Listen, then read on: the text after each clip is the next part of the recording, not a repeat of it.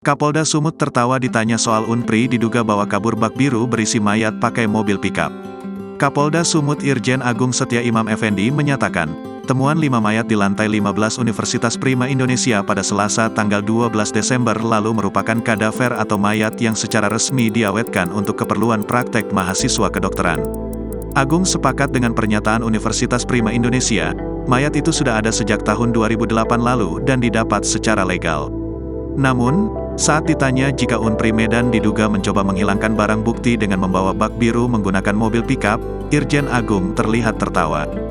Jenderal Bintang 2 ini tampak tertawa cengengesan sebelum menjawab pertanyaan.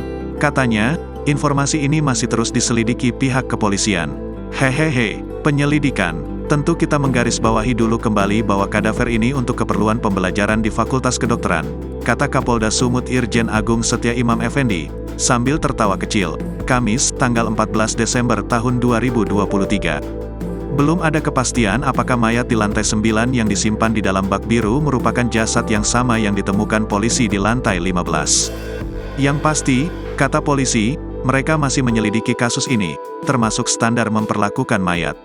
Penyelidikan sedang berjalan, nanti akan disampaikan finalnya, seperti apa. Proses sedang berjalan, kita harap yang tadi saya sampaikan bahwa kita merawat jenazah dengan sebaik-baiknya. Sebelumnya, Universitas Prima Indonesia Medan diduga sempat membawa kabur bak biru berisi mayat yang sempat viral.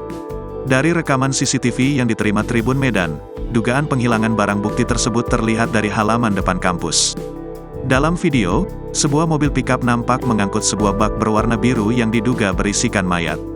Video terekam pada Kamis, tanggal 7 Desember tahun 2023, sekira pukul 09.09 waktu Indonesia Barat, sebelum polisi datang melakukan penggeledahan di kampus tersebut. Download Tribun X sekarang, menghadirkan lokal menjadi Indonesia.